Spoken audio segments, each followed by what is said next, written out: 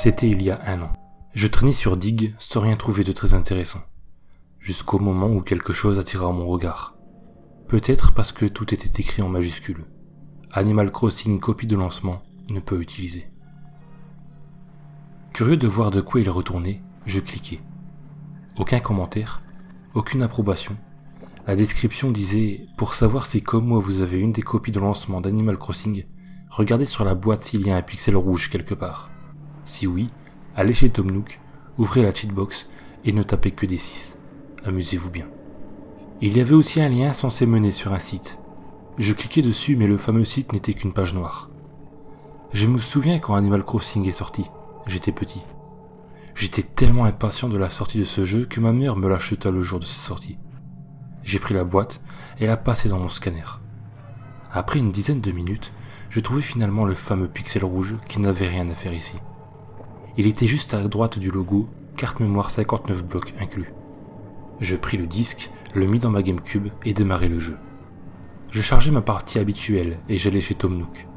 Je suivais les consignes vues sur Dig et j'entrais uniquement des 6 dans la cheatbox.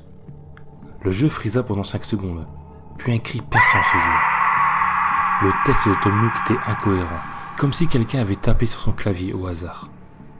Les yeux de Tom Nook étaient entièrement noirs et tellement grands qu'ils dépassaient de son visage. Tout cela ne dura qu'une ou 2 secondes, puis la GameCube redémarra. Sans passer par le menu habituel de la GameCube, j'arrivais directement sur l'écran titre du jeu, mais sans aucun logo d'aucune marque. Le logo Animal Crossing lui-même avait disparu et aucune musique ne se jouait.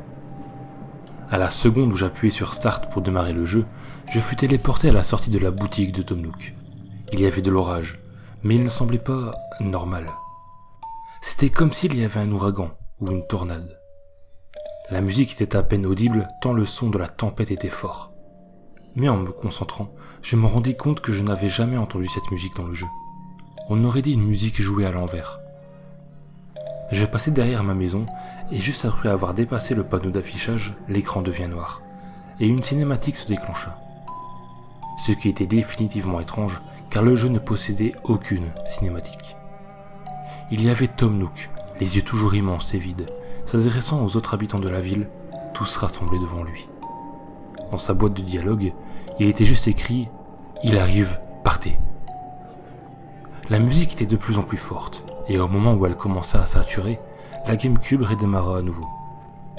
Encore une fois, je fus téléporté devant la boutique de Tom Nook, en évitant cette fois l'écran titre, sans titre.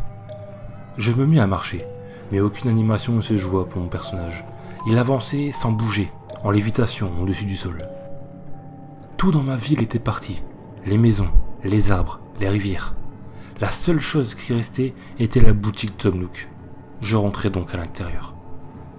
Elle était vide, il y avait juste Tom Nook qui pleurait dans un coin. Le son de ses pleurs, on aurait dit qu'il avait été enregistré avec un téléphone portable.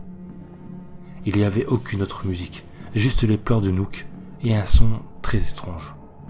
Un peu ce son que l'on entend lorsqu'on presse le bouton handicap sur un captcha. Je m'approchai de Tom Nook et sa boîte de dialogue apparut. Pourquoi ? Fut la seule chose qu'il me dit avant que la boîte de dialogue ne disparaisse. Je ne pouvais plus bouger mon personnage.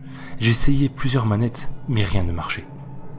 Puis mon personnage se mit à bouger seul. Il sortit du magasin et s'envola dans le ciel. Je ne pouvais toujours pas le bouger. Au bout d'une trentaine de secondes, une image apparut à l'écran. C'était étrange, et à vrai dire, je n'arrive toujours pas à définir ce que c'est. J'en pris une photo avec mon portable, puis il y a eu une coupure de courant. Je n'ai pas eu d'électricité pendant une semaine. Je demandai à mes voisins et ils me répondirent que non, chez eux, il n'y avait aucune coupure. Le courant est revenu il y a 1 heure. Je ne voulais pas, mais pourtant, une raison me poussa à rallumer ma GameCube encore une fois. À peine j'ai allumé que l'image s'afficha directement, la même image qu'une semaine auparavant.